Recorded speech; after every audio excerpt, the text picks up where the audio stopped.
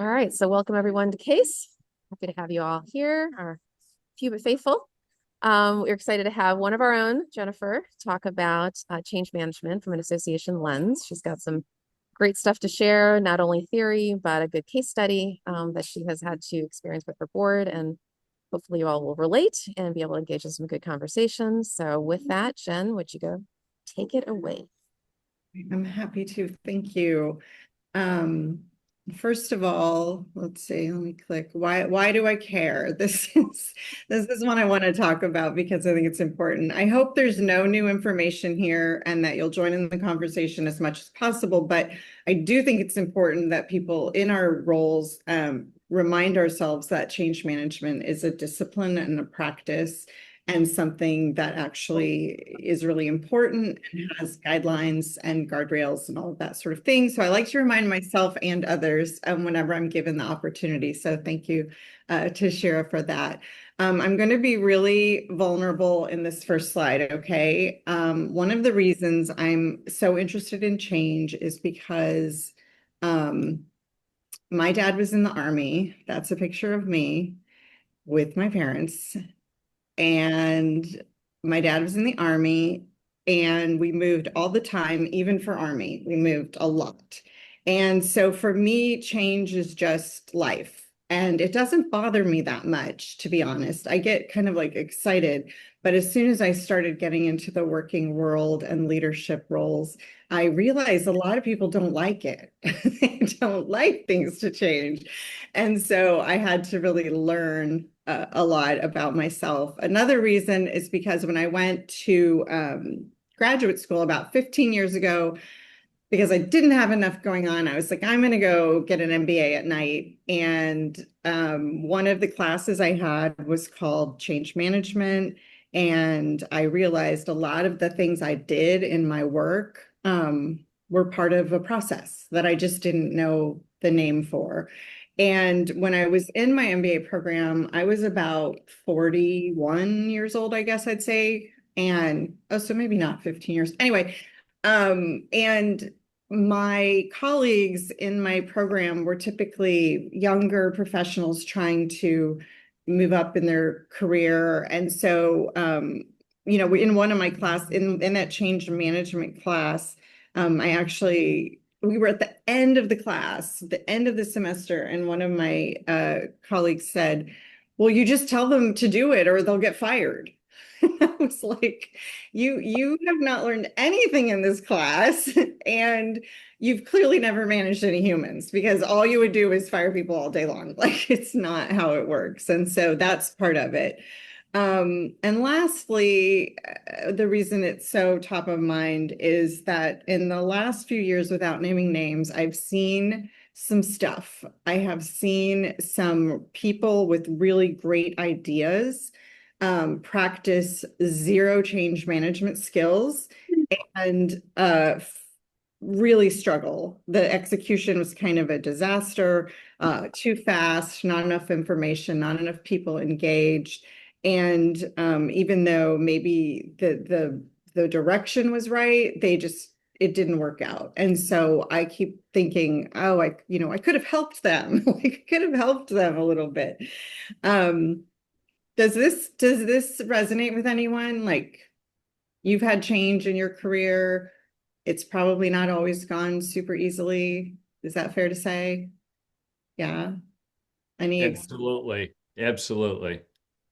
Yeah. Jennifer, I feel change is now a permanent element in our lives, and that having staff accept that and work with that and not be afraid of that is a key element, because change is, we all know about like AI and how that's going to most likely change how our operations work.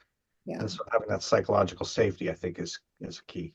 The part that resonated with me is that our staff don't necessarily embrace change the way we do. And the classic was, I had a 23-year-old who had been in my organization in the membership department for 1 year, put her hands on her hips when I suggested some changes to our membership renewal process. And she said, Tom, we've always done it this way. I'm like, you're 23 years old. You've done it once, but this is how we always do it. So So anyway, it totally resonates with me. Well, that is classic. I am going to talk a little bit. I mean, we can use change management even in emergency situations, like COVID. I think we all really honed our skills when that happened. But it's, I want to talk primarily about change is coming and that maybe not everyone will like. And we talked about staff a little bit, but I'm going to focus on the board and members here because all of the principles still apply. But the example I want to talk about is related to my members. One thing Sharon and I talked about in preparation for this was how association boards are different than, even your staff or even other companies, et cetera. And so some of the things we talked about, and I want to know if you would add to this list are, we want members to feel some emotion about being a member. We want them to care about it. And then they come on your board and they care and they try to, tell you what to do. And you're like, no, not like that. Or you say, we're going to change something. And to Tom's point, they say, well, no, we've always done it that way. And they don't want to be the ones to make the change. Additionally, legacy expectations. I don't know what's like in your organizations. I know in my last few organizations, there was a real strong feeling of kind of legacy, right? Like, I don't want to mess up what my predecessor did. I don't want to be the one that changes something that people like. Kind of the politics of it. And also I see a lot of times, and I'm wondering if you do as well, board chairs in particular who see an issue, see something that needs to change, but are like, no, I just want to have a nice year. I just want to have a good time and everyone to be happy. Tell me your feelings on that and anything you might add to why association boards are a little different. I would agree that all the things all the examples you gave are very much happening all the time with board members. And the challenge, I think you hit right on the head, is when they first come on board, they're very excited to be there. They want to make a difference, and harnessing that energy without, in a productive way can be a huge challenge without, end up leaving them feeling, well, I tried, they didn't want what I wanted, so I'm just going to withdraw. I'll show up to the meetings, but I'm not going to really do anything. Yeah. The other is I've had friends who, they have a robust past presidents group that that then show up for the board meetings and they're the Greek chorus on the side going, you're screwing up, you're gonna make a mistake, it's gonna go bad, because they want to protect their own legacy. They want, we put this in place and it's got to stay that way. So it is funny how you get that entrenched group also that want to keep things the same. I was going to say the same thing that Tom just did, that, the past presidents or other key influencers don't like change either. So, they're pushing back against it. And I wonder if you all are experiencing one area, especially is just the kind of in the area of making things more equitable in your association. So, and I'm not talking necessarily about EDI, but I mean, making opportunities open to everyone and it not being a little selection. That's a very hard change I'm finding in this group. But I am not going to talk today about being change ready or environmental scanning and foresight and all of those fun things that we should all be doing. But just more about the nuts and bolts of the process and give you an example and hear from you.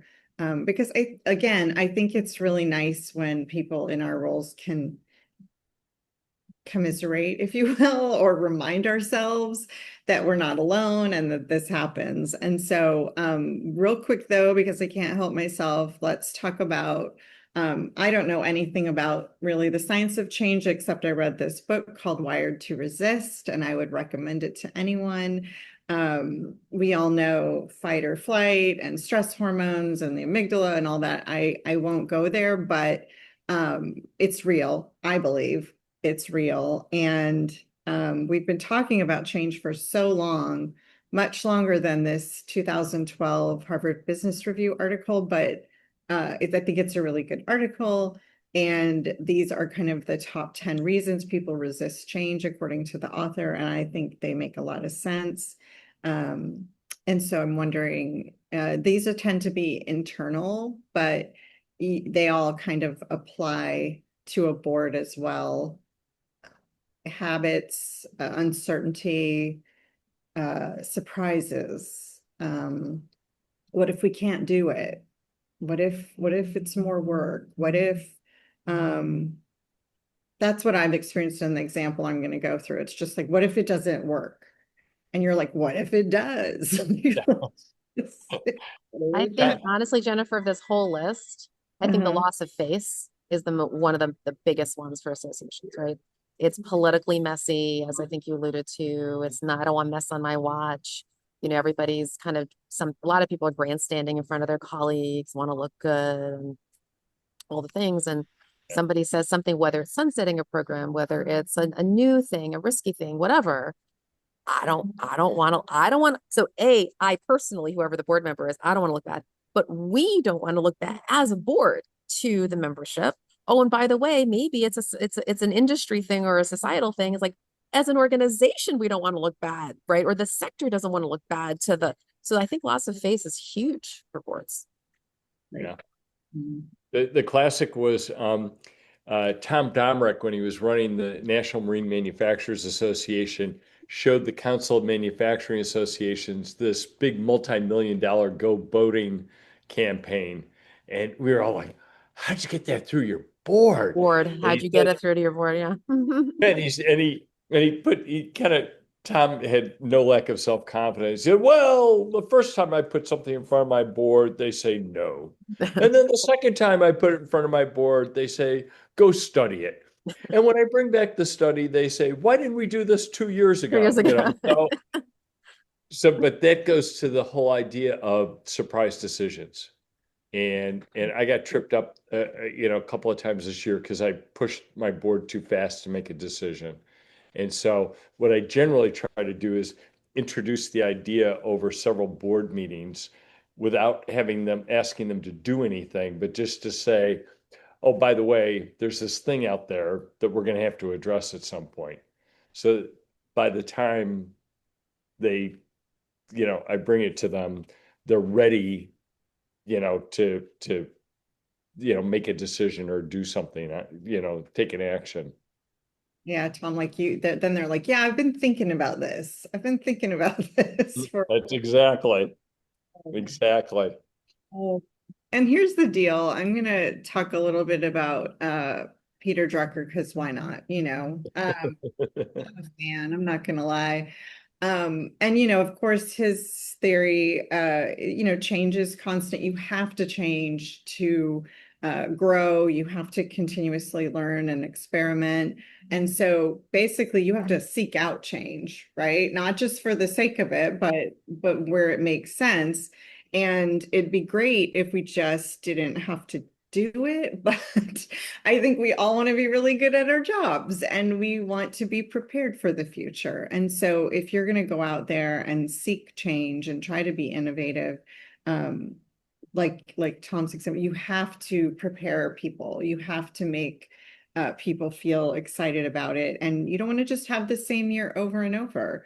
But one thing I want to say, and I don't want this to sound, cynical or negative at all, but, when I say the little example I'm going to talk about today, my life would have been exponentially easier if when they said no, I just said, okay, like, okay.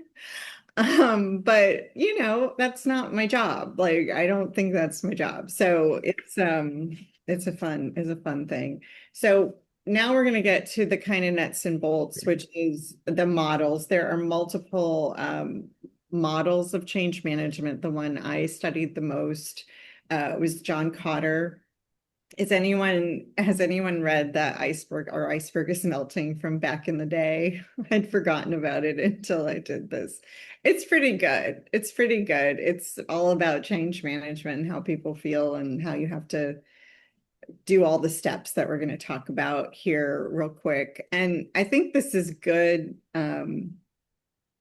This is something that we could also share, if not this model, another with our staff leadership and helping them in their committees and the work that they're doing, because you can do it on a very small or a very large scale.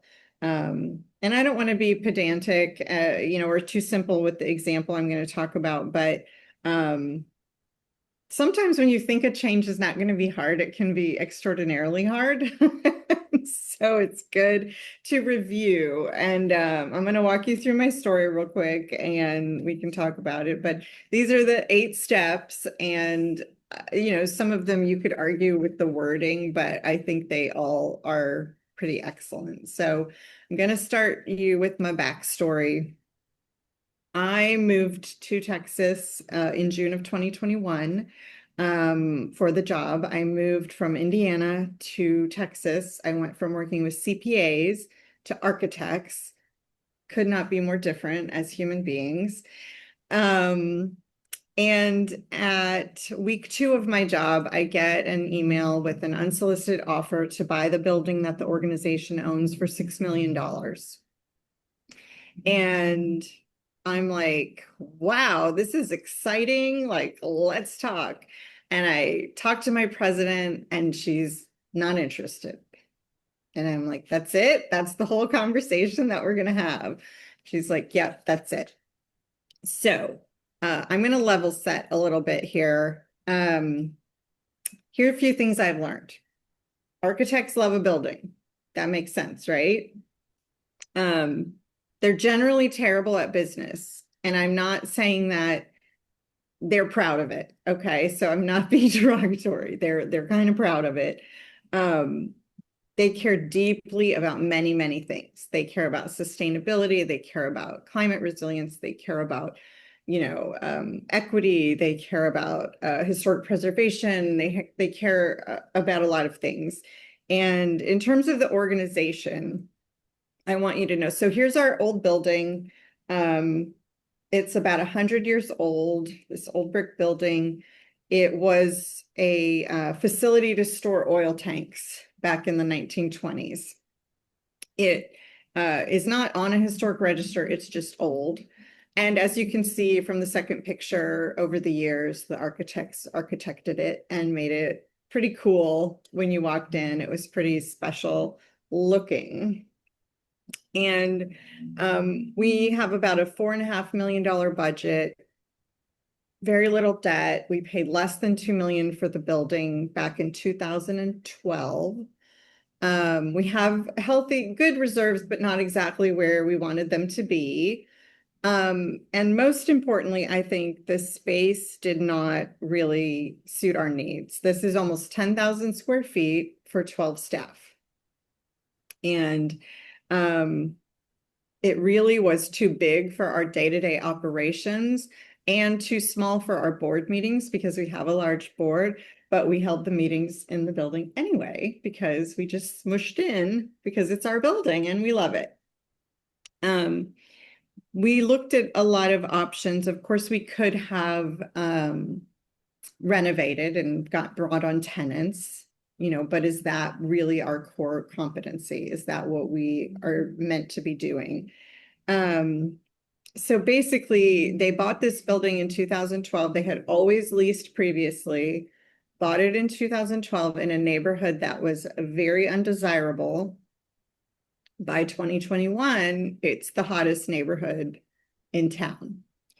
And so we're getting these offers.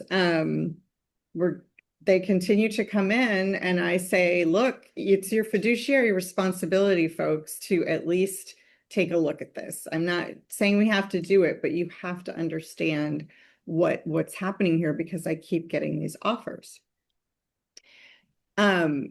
So the first step in the Cotter process, create a sense of urgency. I think urgency might be an overstatement, but what I did want to do is show them and don't ignore these numbers. It was actually much more profitable than that. But that's my back of the napkin, like, hey guys, if we just did this, here's where we would end up.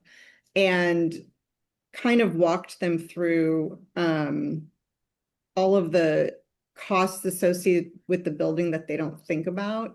One thing I hadn't mentioned yet is it's an old building, so there was a lot of deferred maintenance because we don't have a huge budget and we don't have a lot of extra cash. So the only way we could do the deferred maintenance, which was about 300 to 500,000 is an estimate, would be to go into debt and to take out some loans. In the building, half of the staff worked underground in the basement with literally tiny little prison windows. And when it rained really hard, the ladies' bathroom had a natural fountain straight out of the wall. And so, I spent a lot of time and our office manager on just maintaining it. And that wasn't even getting to the point of a new parking lot for $150,000 that we needed. Additionally, I'll just throw this in so you know, and this was part of creating that urgency. It was like reminding them of all the deferred maintenance, reminding them of the taxes. Our property taxes in 2012 were $20,000. Our property taxes in 2022 were $175,000. So my point, go ahead. Oh, I thought somebody said something. It's just very expensive. So by creating not even necessarily a sense of urgency, but to say, look, the market's hot.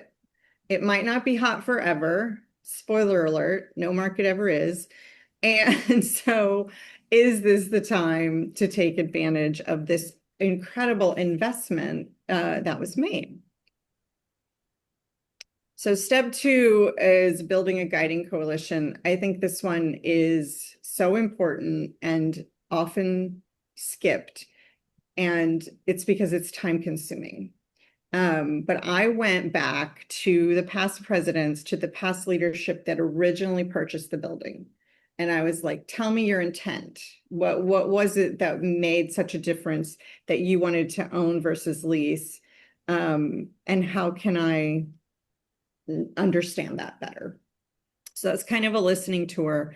And once I got them to kind of hear, hey, you guys made an incredible investment. Look what we could do for the future based on what the decision you made back then. And so they really became, I wouldn't say proponents, but they were very open then to the idea. And we could move on to the third step, which was forming a strategic vision. So at the same time, I'm talking to the past leaders and trying to understand where they're coming from. I'm talking with our executive committee and our board about the fact that we're a statewide organization. Texas is pretty big.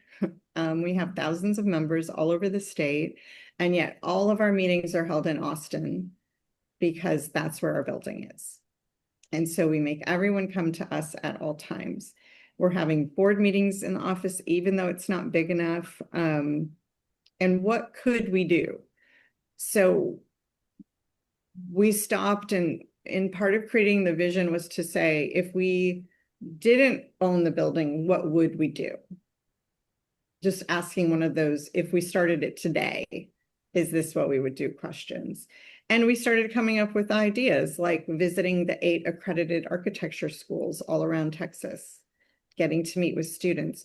We talked about having meetings with our partners in the AEC industry and going out to engineers and contractors and having more of a relationship as a part of these meetings. People started to get pretty excited about that. And it's not that we couldn't go ahead and do that, but that's an added expense, when we have this building. So it was just trying to create a what if scenario.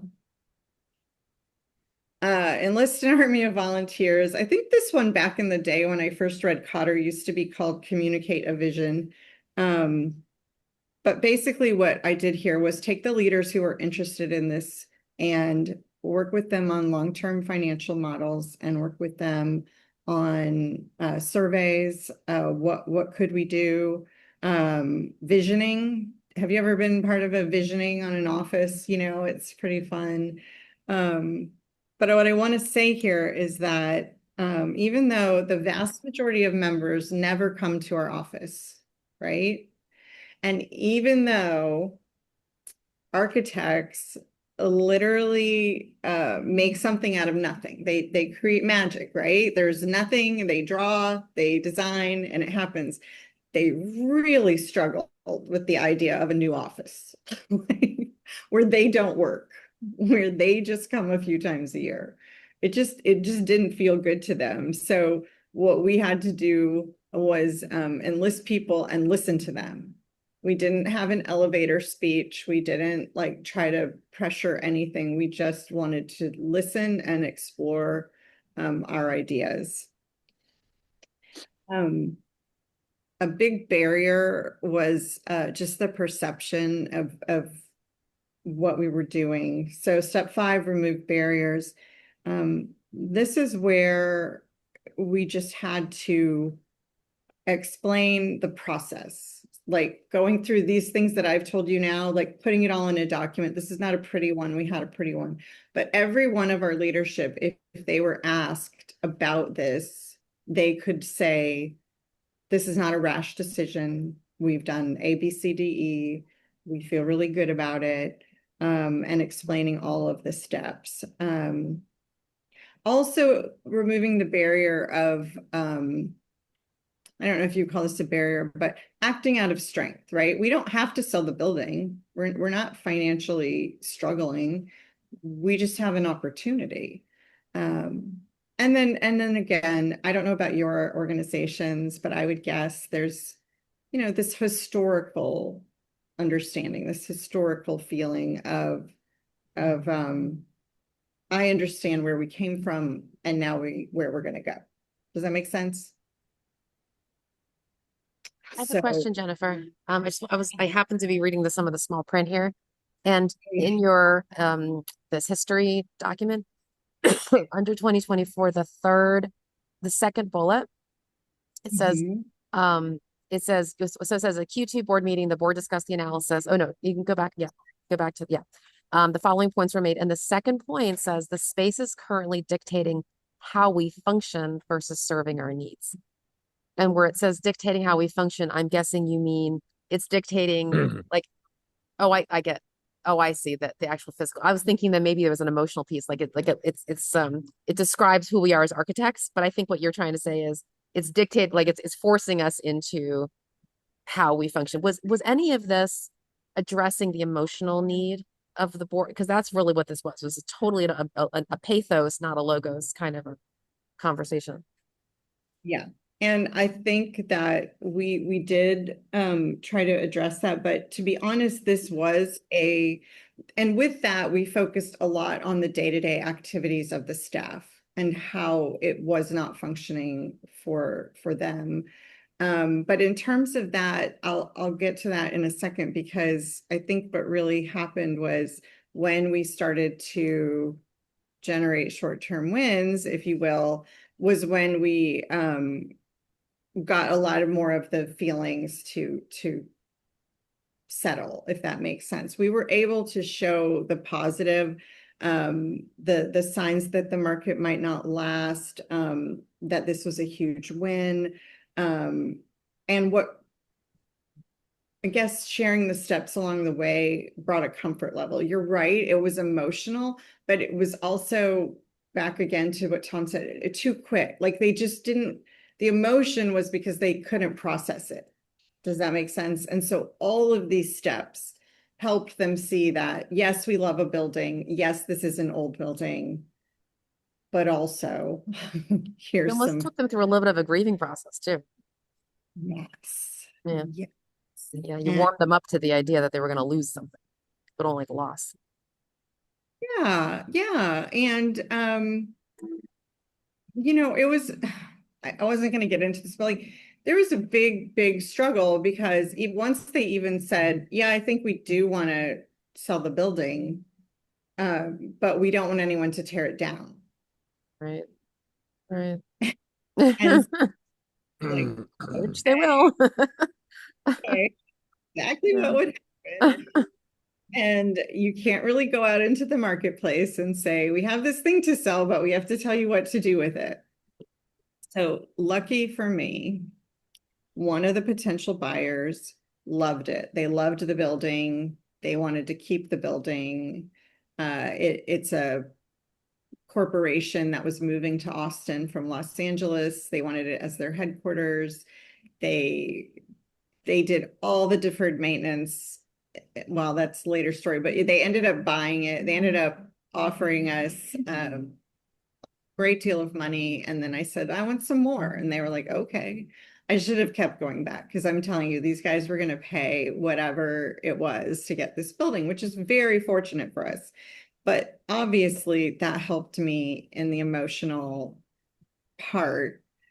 But we didn't know that before we put it on the market. So I'm going to tell you this real quick. We were in a board meeting and we were talking about it.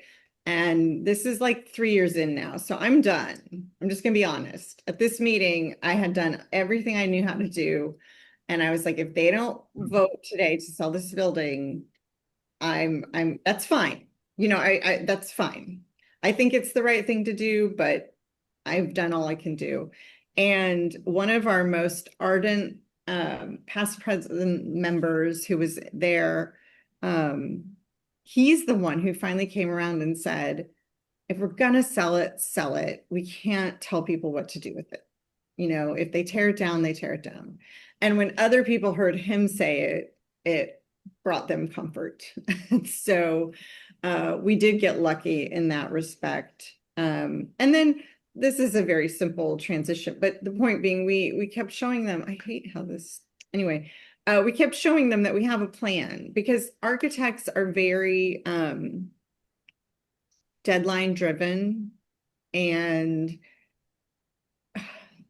they really just don't believe it can work. I don't know how to explain it. It's so bizarre to me, but they really just didn't understand what we would do with it. And I real quick want to tell you, when this all started, I got back and somebody sent me some archives of a space use committee from back in the day. And they had been getting offers to sell back then. And they literally in the meeting notes, it said, we don't want the money to burn a hole in our pocket. Like we don't want to have money because we won't know what to do with it.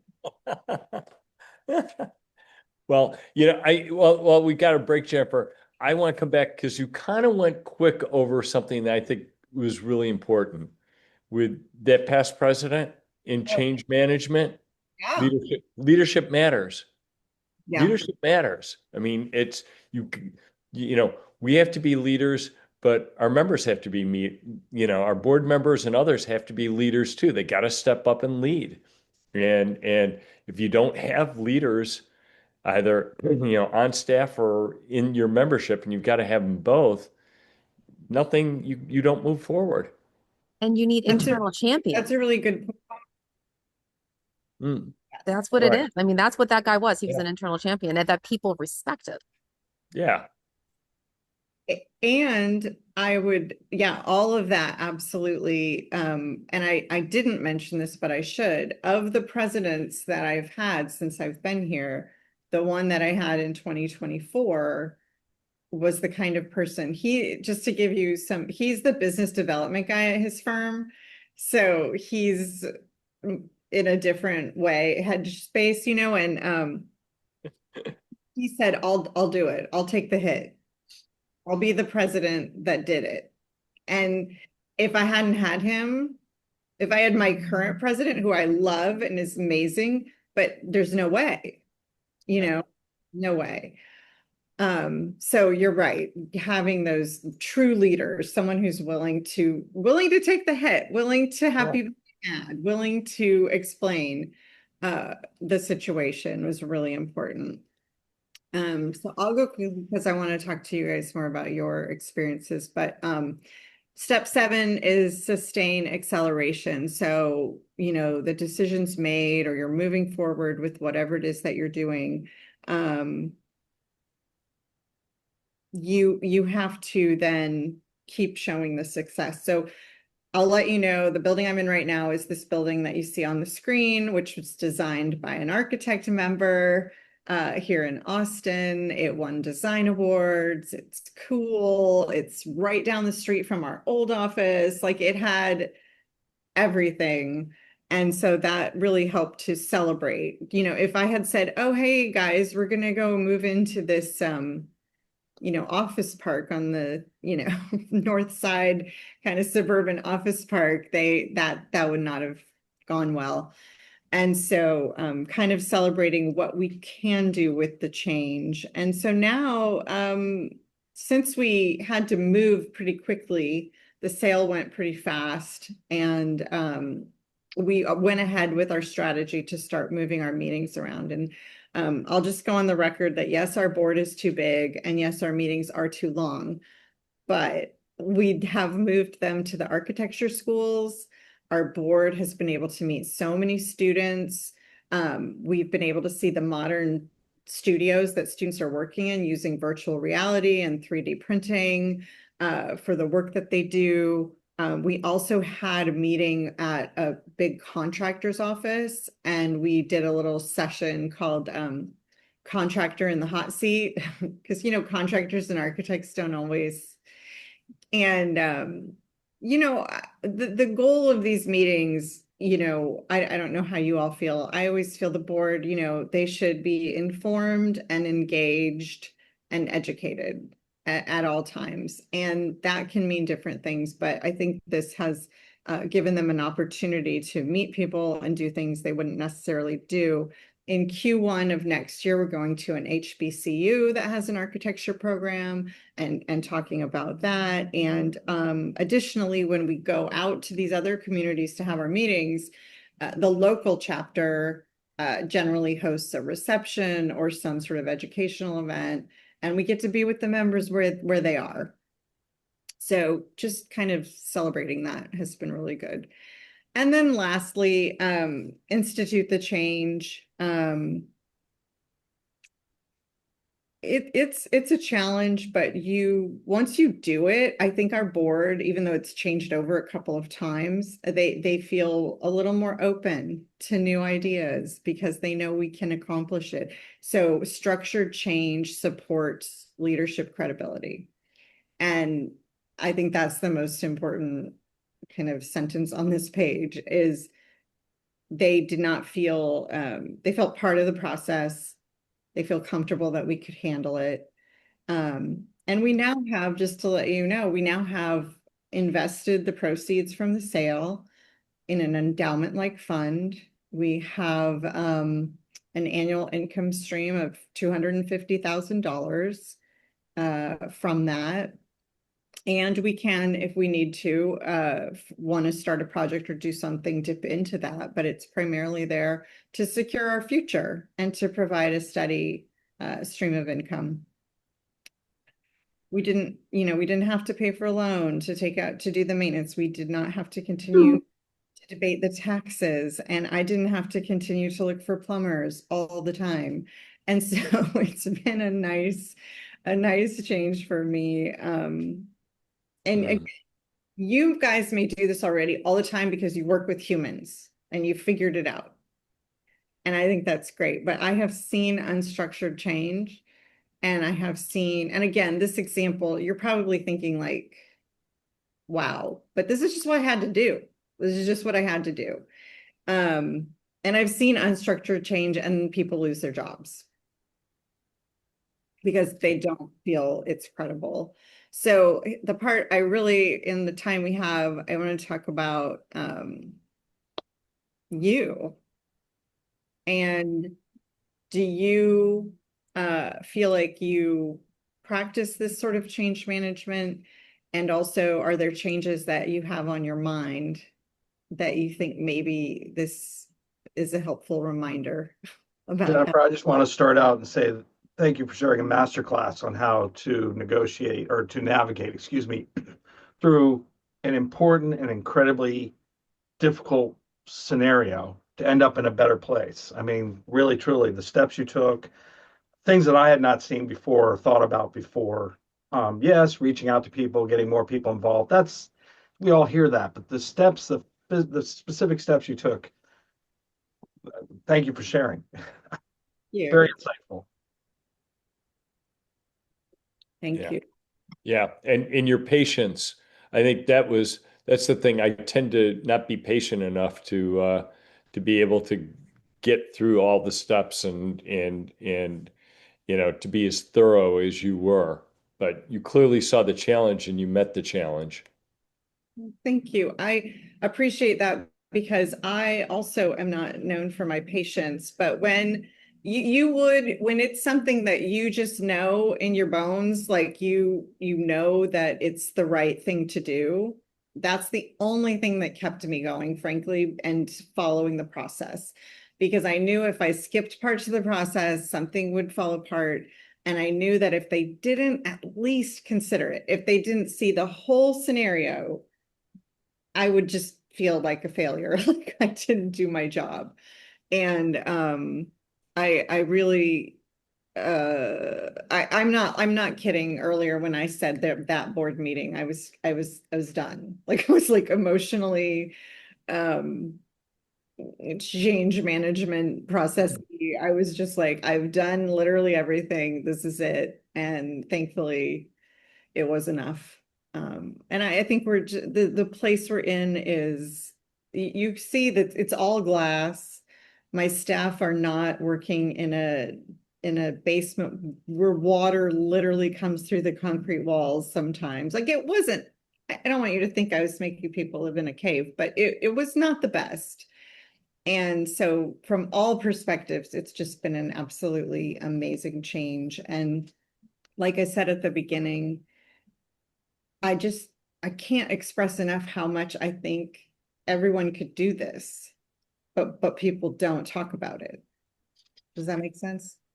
There's something Yeah. interesting about this, the context of this, Jennifer, and it makes me come back to the Eisenhower matrix, which, Stephen Covey adopted, his rocks and stuff, is the urgency and importance. So, a lot of times associations, well, people in general, right? But associations don't make the changes because it falls into the category of important but not urgent. Typically foresight issues, the long term, right? You guys will figure it out. You'll say, okay, the cliff is coming. We got to do, but it doesn't feel urgent. And therefore, not on my watch, not now, right? But what's interesting about this, Jennifer, is that this story felt right in the middle because it wasn't urgent. And yet it was more urgent because somebody brought it to you. It wasn't like you went to the board one day and said, hey, board, I think, wouldn't it be a great idea if we looked for a buyer for our building? I think you would have gotten even more resistance. But the fact is that they kept coming and coming and coming.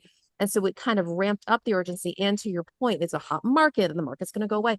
So it feels like there was something in there that made it even that more a little more compelling, even though they resisted it, you were able to push it forward. And I wonder if for folks on this call, if you've had that kind of scenario where it's no, it's not desperate. We don't have to make the change.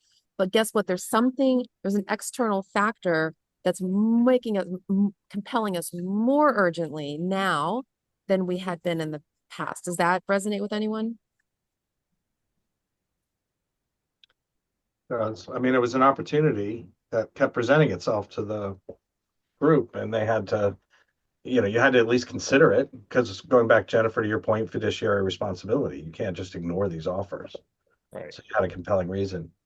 We also purchased a building, but we were in a much better space in the sense of we were renting a building, but we had the cash in our reserves to be able to buy a small building. And so we paid all cash for it. And I don't know if most people realize this, but when you pay cash for the building, the tenant, I don't know why the tax law is written this way, but we have tenants in the building and their lease payments are not taxable. I don't know why. But if we had gotten a mortgage in the building and had tenants, we would have to have paid taxes on the revenue from our lease revenue from the other tenants. I don't know why. But I will say, navigating through that process, we didn't have the same resistance that you faced in the sense of an emotional connection, and that is a big mound to overcome. but the board was nervous because, we're putting, oh, you're putting so many of, our, they talk about the portfolio and having a broad portfolio, and we still have that. But yeah, it was an interesting process. Not, I think, as fraught as yours, but still, um, for the board. Yeah, that's a great point. And I'm making a note on the lease payment thing because we might buy a building again, now we have money. Like Well, we squirreled away money, and one of the CEO that I worked for was there for 23 years. And this was we he had been there 10 years when I started there. And one of his early things is he said, Alan, I've been squirreling away money in our reserves with the intent of hopefully buying a building and setting up for a long-term success. We're in an area in Montgomery County, Maryland, that it's only going to go up over time. There'll be the usual up and downs, but we're we were very thoughtful about where we got a building, and I'll be honest with you, it's very hard to find, but that was part of his legacy. And there was an element, of course. Yes, it's great for the organization, but it's now, my boss's name was Paul Grace, and it's now the Paul Grace Professional Building.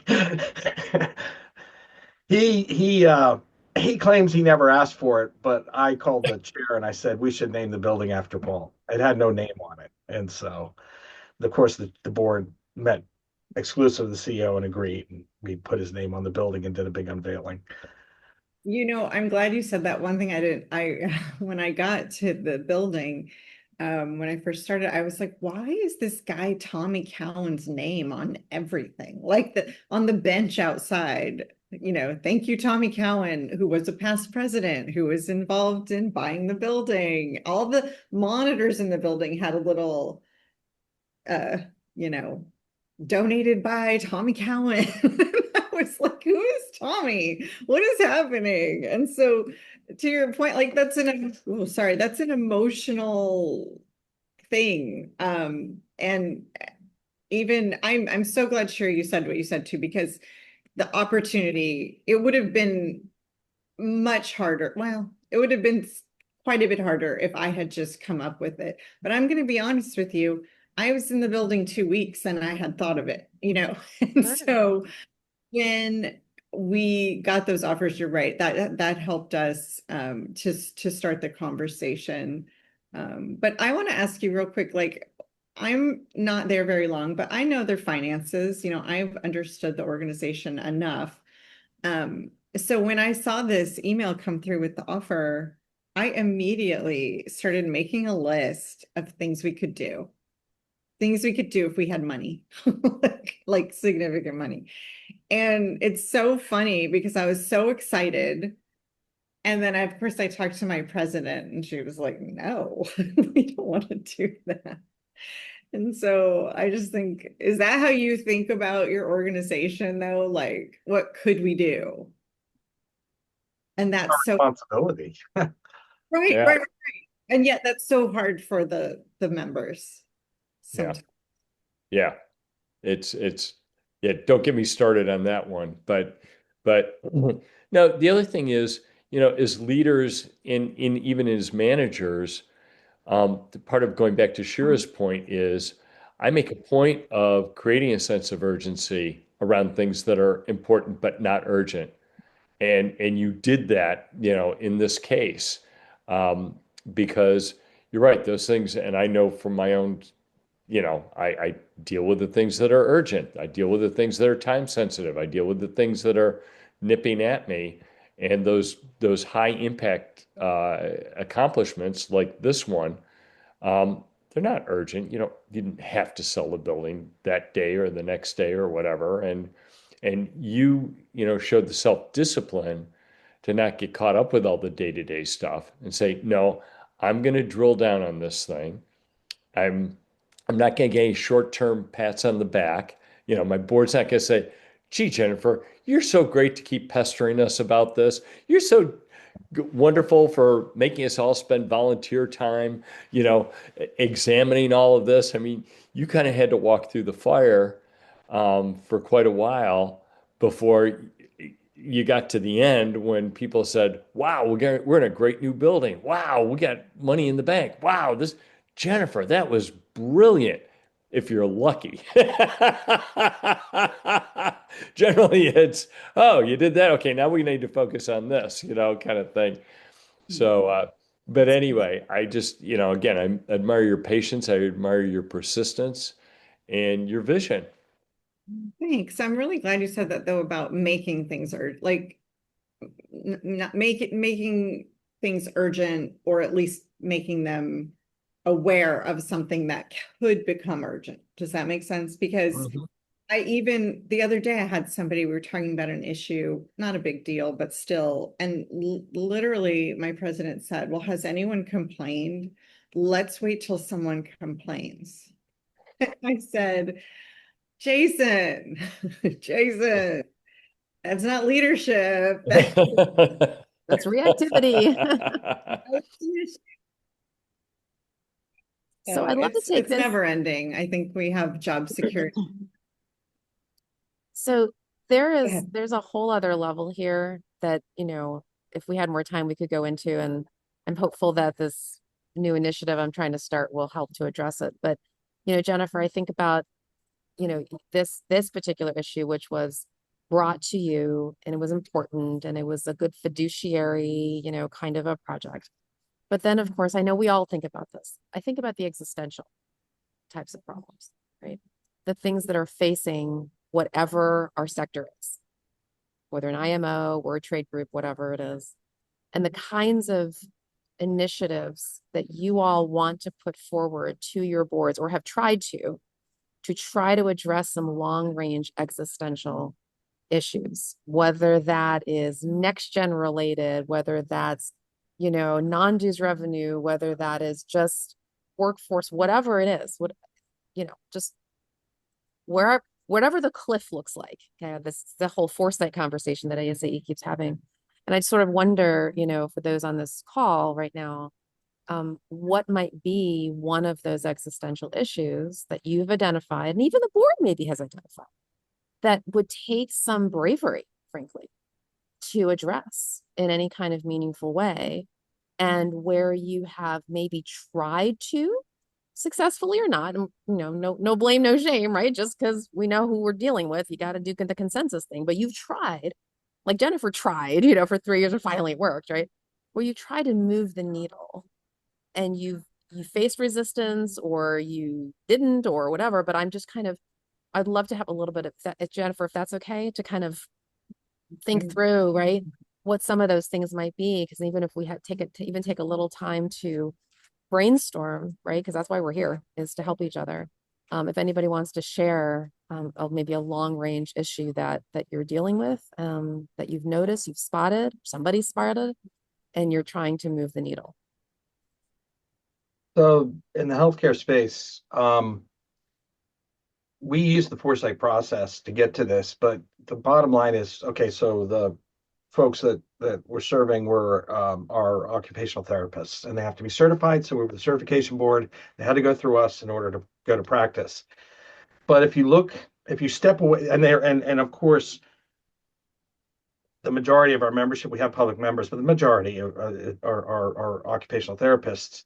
And the thing that concerns us, the staff and we were able to get the board to start looking at it, is the OT of today may not be the OT of tomorrow, and the certification program that we use to validate their competency may not even be in place. There are already a number of current threats. And it was helpful, in order to help guide that discussion, was to look at sort of drivers of this, the impact. I was just on a call earlier talking about insurance. The power that health insurance companies have over the healthcare system is incredible. It's too much, but that's a different point. But it's there. And their drive to monetize and to turn it into, like an efficient, it's not efficient, that's not the right term, to make the most money from healthcare. Quite frankly, they are trying to make the most money they can from it. And with AI, very realistically, a possibility is that AI could reduce the importance of skilled practitioners, where the AI takes on the skill part, and we go into where, of course, you still need the hands-on and forget the robots and all that stuff. We still need hands-on people, but the AI currently can already effectively do 98% of the assessment. If you give it the right information, it can do the assessment, which is what we pay OTs to do. And then the OT then does the intervention, whatever it is. And the staff wanted the board to seriously consider that we have to look at this potential, and that's just one avenue. But the basically the elimination of the OT as an independent professional, and that they become basically health technicians doing the job. And I do think versions of that are coming. We're already seeing it. The people that read CAT scans and MRIs and X-rays, AI is doing a better job of catching things.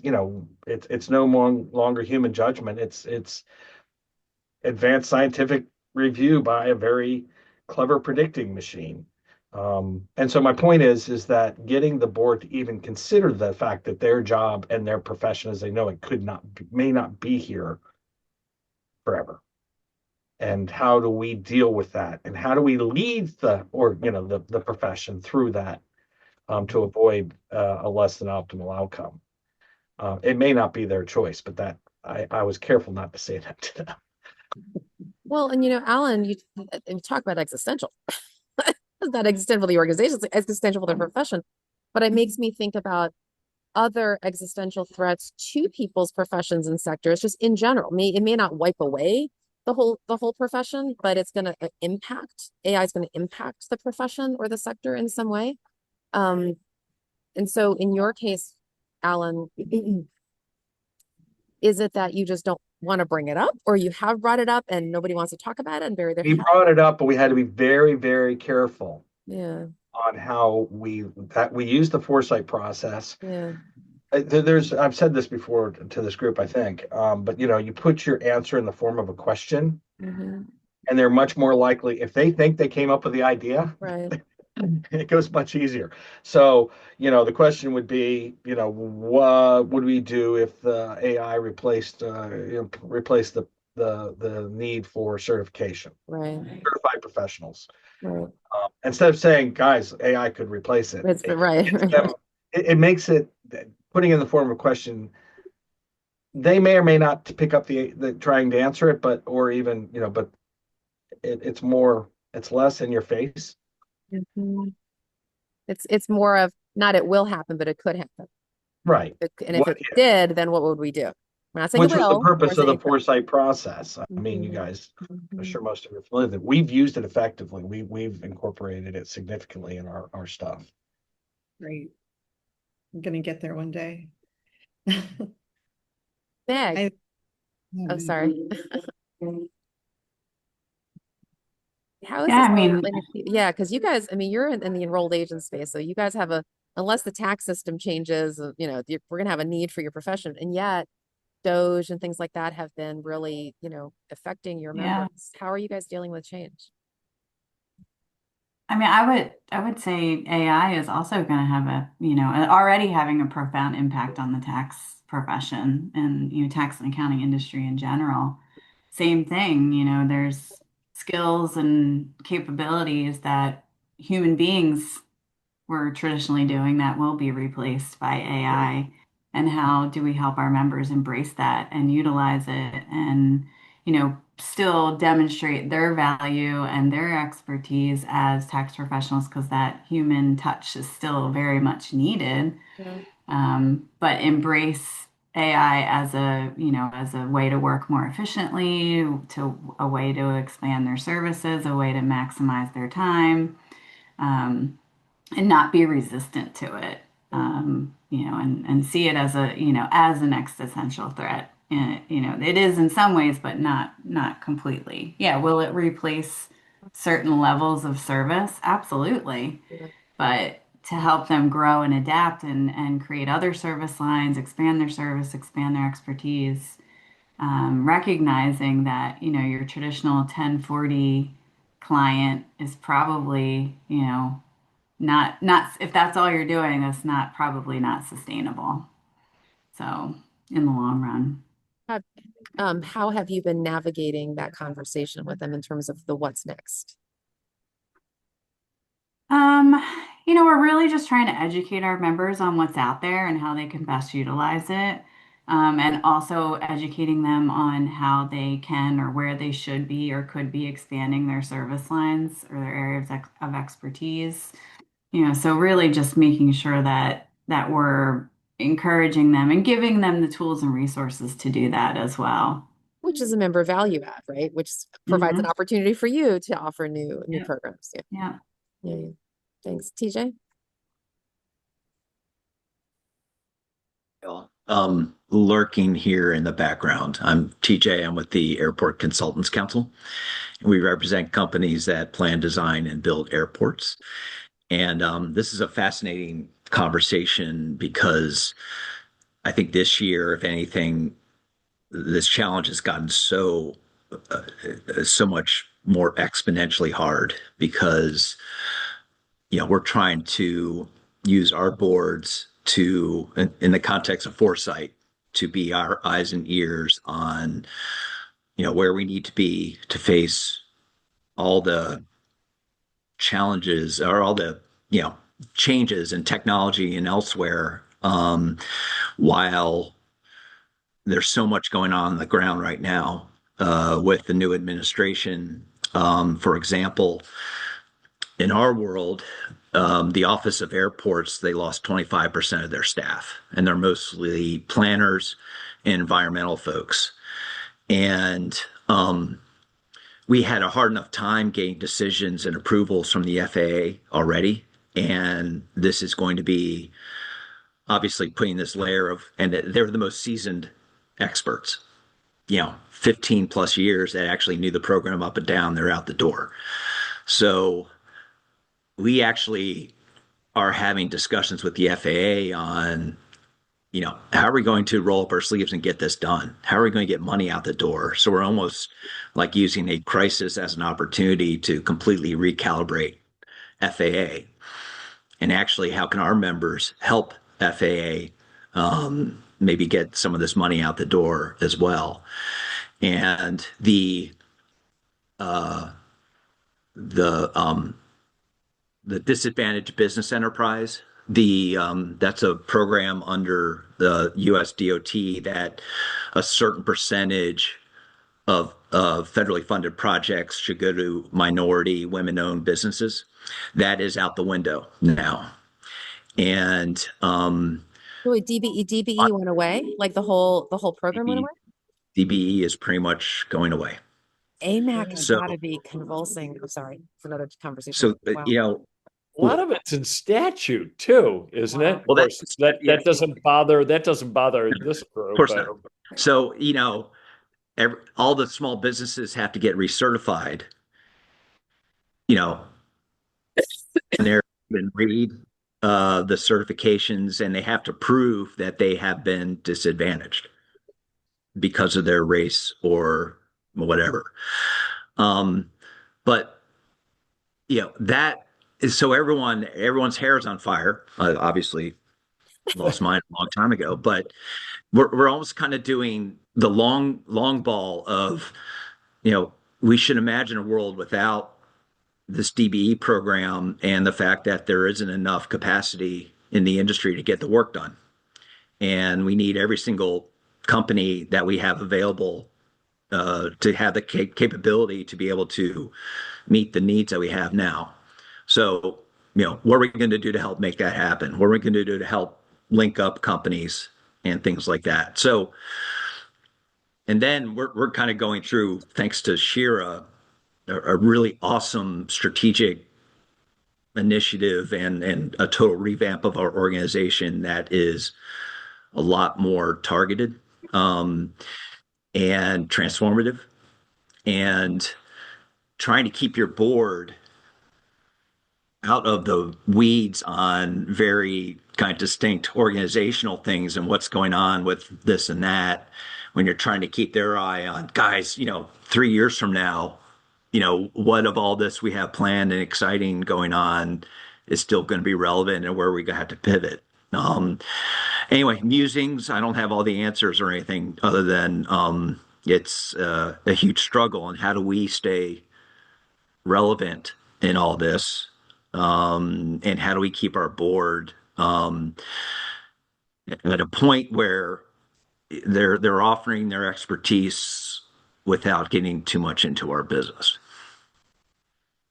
If it's any consolation to you, TJ, my president's major initiative right now is for the organization to have a procurement process for hiring people because he doesn't feel like, they have to, they have to put out RFPs and they have to do, we're going to run the association like a water utility. And of course, they've got all sorts of government ethics things and all those kinds of things. And so, for anything I do, we're going to have this long, convoluted process to be able to hire people. So, and What yeah, is so and you know fascinating what they're going to get? Hmm? What's so But fascinating is how board members will layer on how they do business on how an association should do business. Happens all the time. yeah, We're because they seeing don't know what else. He Right. doesn't know Or what have to any other do. He lens. doesn't. He Yeah. wants to be important. He wants to tell me what to do. He doesn't know what to tell me. What he doesn't know what to tell me. Yeah. So this is the only thing he knows. And so it's it's that's his big thing right now is we're gonna have, and you know what they're gonna get out of it? Malicious obedience. Malicious obedience. Oh. Wow. sounds like a good punk rock band name or Wow. something. Have you No, ever have you ever I, we just did a board source assessment. Like we do a CEO assessment every year and we do a board one every other year. And that helps to kind of bring forward at least what boards should be doing. And I don't know if you do that or not, but it helps to at least start a conversation there on what their respective roles should be. who does it for you, It's, TJ? it's called a board source is an organization. Board Source does it. Okay. Yep. I know Board Source. So they do an assessment. That's great. Well, I can tell you that my general counsel did a whole lecture to them about their role as board members, and they were like, "Oh, that's great. Yep. Okay. Now for the operations, Tom, Right. Right. You can tell them that they're supposed to be a strategic, thought partners all day long, but then if they really want to get in the weeds, that's what they stay with. yeah, Yeah, and they're engineers. I feel you because the other day they keep suggesting every year and their big thing is like time. Do staff document what time they spend on what projects? Because Because they're that's how billable hours. They're architects. and I'm Yeah. always like, oh, don't. But one thing I want to say, this might be too existential, Shira, but it made me think when TJ was talking, and I don't know, the demise of expertise is this something I think about a lot. This idea, and I don't want to overstate it, but like this idea that my feelings about something are just as valid as someone's education and experience. And I don't want to get into the politics of it, but that is what we're seeing a lot in terms of even our healthcare, system is like, well, I read about this and I think we should do it this way. And I do think that that's part of the AI conversation. It's part of the certification conversation that maybe this is too hard for associations to work on, but like that's something that frightens me, and I remember back in 2020, I was in my car and listening to public radio, and they were doing like a man on the street interview. This was during COVID, obviously. And the guy said, I think listening to scientists is elitist. And I'll never forget that moment because I was just like, what is happening? Yeah. Ron DeSantis, the governor of Florida, said, "We're not going to let a bunch of elitists tell us what to do in terms of, preserving." So experts on public health tell us what to do I think in it's like the terms of Main managing Street, public Wall health. Street conversation. Yeah, yeah, and I But think we're to some degree are victims of that in terms of, our members are like, you're an expert on that. Well, I got an opinion, so I'm just as expert as you are. And they kind of discount, our expertise. And my coach keeps telling me, Tom, you got to own your expertise. You have to keep reminding them that you're the expert in this area. But um, I think we're part of that whole trend of people not nobody respects anybody's expertise. Authority of our association is really the authority, and should they be? And do we and our current and future members going to see us as the authority? Well, Great. and us as staff, Yeah, that and you know you as what, staff, right? Jennifer's an expert in what she does. I'm Right. pointing here. I'm this way on my screen, Jennifer. So Jennifer is an expert in what she does, and I, as the president, am going to defer to her. Now, I'm going to talk to her about things and ask her questions, but I'm going to generally rely on her expertise to help me get done what I want to get done. I think those days are They're changing. not gone, but certainly diminished. And it's harder to, I learned from my old boss that, it would not be my natural tendency to say to a board chair, like, I am an expert in this, please listen to me, blah, blah, blah. But he did that a lot because they don't know what you do. They don't know what you do. And so you do have to remind them a lot in a finding polite and productive ways to remind them. But I think it's getting harder and harder, at least in my experience. Yeah. Julie, I'd like to invite you in this conversation. Are you still with us? I know you were driving last I knew. Are you able to come off mute? There you are. Hi there. I am. I just walked in the door. Oh, that's perfect timing. So folks, I don't know if and TJ, you weren't here when I introduced Julie. So Julie is Julie's outside of our sector. Julie is a leadership expert, a new colleague of mine, and actually helping to form a new association called the National Leadership Organization. They are trying to create a whole new ology called leaderology for people who are actually leadership experts. Anyway, she's partnering with me on the side. TJ, I need to have a one-on-one with you about this because I think I've talked to everyone else here that I'm starting. I'm intending to formalize case into more of a Vistage type of an organization where it's going to be a real curated conversation. We're going to meet in person. We're going to work on literally issues just like this, existential issues, innovation issues, how to be the neck that turns the head, how to influence our board, like literally this kind of conversation. And I'm pulling Julie into this because she is a leadership expert. It's what she does. She came from Capital One. She's all kinds of certified and all kinds of she really is a SME in this area. And Julie, I know I've been sharing with you privately about how our sector works, right? Because you're outside the sector. And funny, we just, as you know, we just this morning for 2 hours had deep conversation right before this. And I know you've been probably like your brain cells have been probably firing, listening now to practical examples of how this is showing up for our colleagues. And I just want to invite you in the conversation and see what your objective lens is here, your leadership lens is, or anything you want to share, reflect on. And I think we could all benefit from your wisdom. Wow, that's a big question. I mean, I think just some of the things that have been popping up for me as I've been listening. Um, I mean, first, Jennifer, I love how you used Cotter's model to apply in yes, change, but almost more influence than like we're changing our health insurance. And so there's this like very clear thing that's happening to my staff or whatever, like, which is a little bit more of that classic like change process. I have to roll a program out. But you used it as an influence tool, which I thought was just really helpful because we see fewer of those kinds of models than actual, like, again, like procedural process, kind of like the discrete beginning and end. So brilliant use of that there. I loved that. The other thing, I'm a little bit going roundabout, Shira, on your question.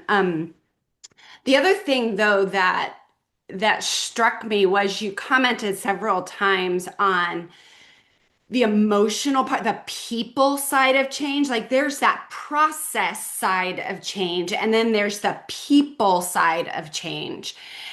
And that's more as somebody else, and I don't know who it was because I don't hear your voices well enough yet. But somebody commented on leadership versus management. We manage work and processes, but we lead people, right? And so that's kind of like the leading change versus managing change. And it's a distinction, but an important one. There's another model that can be complementary to Cotter called the Bridges transition model. And it does exactly that. It walks you through the people. And Shira, I think it was you that commented like there's almost a grief about what the board had to go through with the building, with the old building. And that's exactly Bridges' argument. He says before you can start something new, you have to honor endings and a transition period before you can experience a new beginning. And so it's more of the emotional people side, and it goes in like an arc like this. And so anyway, something else, just a little nugget for you all, if that's interesting to you or curious to you, to maybe look into the Bridges model and how that might overlay with a procedural process like Cotter supports. So, yeah, thinking about it in both of those terms. But I mean, other observations. I think the environment that we're in is it is so challenging because it seems like sometimes there are economic factors and sometimes there are, political factors and sometimes there are social factors. And right now, they're all happening simultaneously.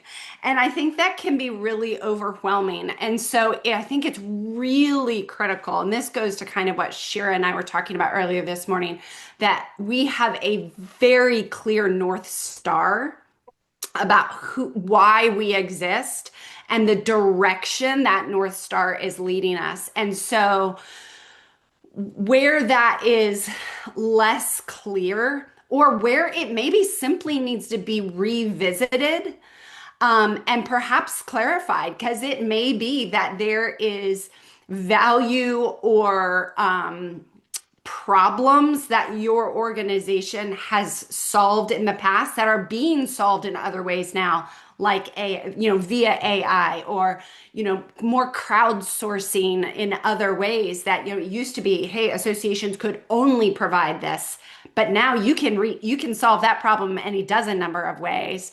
And so we may need to look at what are the unique problems that our organization can solve, that our members are experiencing, that we are now uniquely positioned to solve, that are maybe different from the problems that we've solved for them in the past.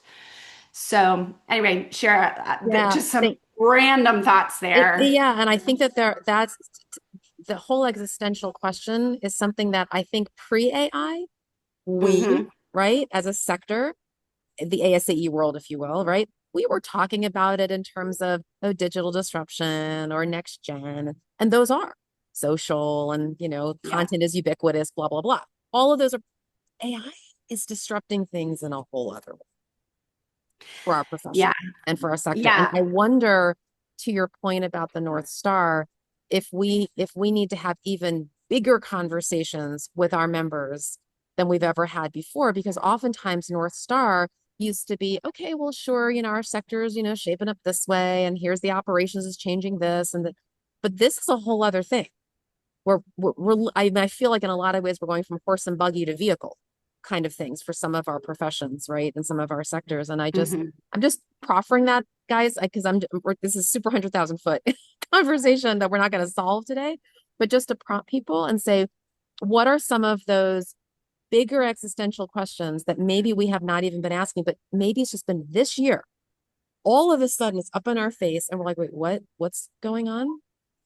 And can we address this with our boards in a way that starts to Tom's point, starts the conversation? Jennifer, you started a conversation, even though some of these things are probably the tipping point's going to probably happen faster than we think, frankly, right? but I'm just wondering what this is, what's coming up for people when we say this, because it's no longer just, oh, we got to sunset some programs. Because by the way, Julie, that's been a lifelong problem for association leaders. Like, we want to sunset the program and it's somebody's pet project, and so there is that Yeah. emotional thing. That's what I think probably came up for Yeah. people when you said that, like, oh yeah, we can't sunset. Boards just keep wanting to add on programs. I think we're beyond that now. Like, we're really into, Yeah. are we going to exist?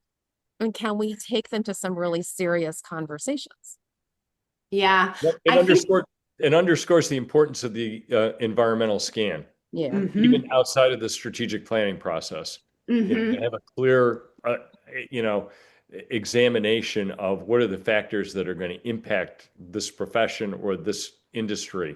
Right, right. Because that's exactly what Shira and I were discussing this morning is you can have the best strategic plan in the world, but if it's leading you toward a North Star that is no longer relevant, it's going to lead you toward extinction. Right. Like, it'll be a great plan and you'll probably get there quicker than you think. Right. But if you're no longer headed in a direction that is going to be relevant to today, then that's where the pivot may need to occur. And it's interesting too. I think something I was thinking just as you all were talking about AI in particular, I think AI is a really unique factor right now for a number of different reasons. One, it is a disruptor itself, and it is accelerating the rate of disruption. So it is functioning as both. And for a sector that has maybe been slower to change than maybe, business or industry, like, that is a data point to really pay attention to. Great. Hey, TJ. I kind of sit back and listen to this. I mentioned last year we did a facilitated retreat with Shira on. I've been here 20 years, and I think our challenge has been we try to be everything to everyone. And it was like going to an optometrist appointment. Okay, we're going to do advocacy, or we're going to try to go into schools and get more people in. Yeah, and what we came out with was getting people together, like networking from the executive level down to people brand new to the industry. So I thought, kind of coming out of the pandemic, how kind of sitting back and reflecting how interesting it is about getting groups of people together in different capacities and almost kind of, well, maybe hopefully kind of transcending AI in one respect or another. And it kind The of, human element. yeah, kind of HI, right? yeah, we're almost kind of focusing on the feel of people Yeah. coming together, and hopefully that will stay. Yeah. So, Yeah. What are the unique things that you all can do only That when your embodied selves are together? Right.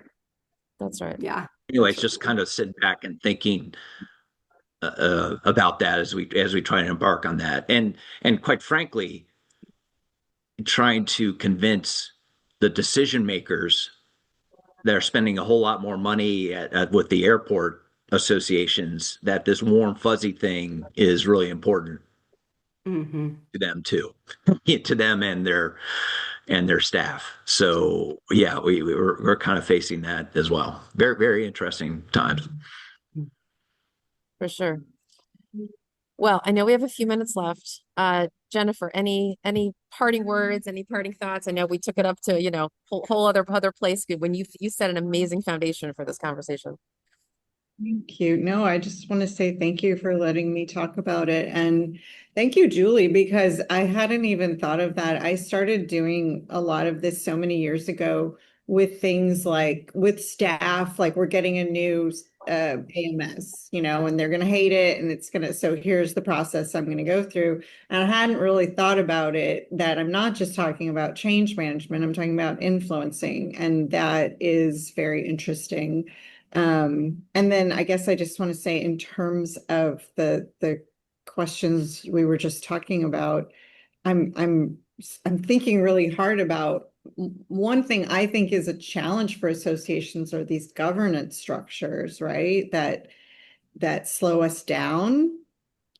But then TJ's talking, and I'm like, but that's also something, no one's going to make you the vice president of anything. Like we can give people opportunities that they can't get. So how it's like a blessing and a curse sometimes that it's a real benefit to members to have those leadership opportunities, but it also Right. can really keep us off, slow us down, to be honest. Yeah. I mean, it's, if you think about your staff, when you're grooming your staff, you want to empower them. You want to give them opportunities, but at some point you're going to have to say, actually, we need to go in a different direction. And you don't have enough expertise in order to take us where we need to go.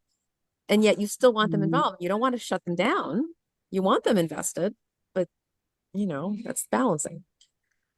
So thank you all for this very robust conversation. Appreciate it. And TJ, I do want to have an offline with you to talk about this new initiative I'm trying to pilot, which is going to have this kind of feel. So I'm really glad that it worked out that Julie could be part of this and that Jennifer, that you were talking about the very thing that we need to start talking about. And what I'm hopeful to do is next year and roll this out is have these kinds of conversations, but also bring a corporate lens into the picture.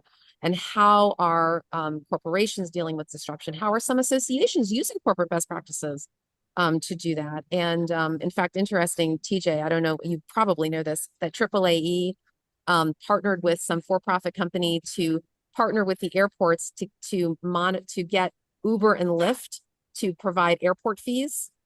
I don't know if you all know this. I had just heard about this recently, that Uber and Lyft for a very long time were not allowed at airports because unlike the cab system, airports could not charge Uber and Lyft the service fee that they charge cabs. Well, then AAAE got innovative last year, I think, and found a for-profit company. They're partnering with them. That company is now charging those fees. Now Uber and Lyft can be there, and AAA is getting a transaction fee for it, and also pass through of all this money. They're making a lot of money, and that's just an example, right, of innovative things that associations are doing to navigate disruption, get more money, and all the things, but doing it in a very productive way, right? So these are the kinds of things I want to bring to the table. I want us to be really thoughtful about it and see how can we not only innovate, have foresight, but how can we be the neck that turns the head? How to write what Jennifer's doing, the influencer. How do we do that effectively? So stay tuned. So this for now is, I think, going to be our last traditional case meeting.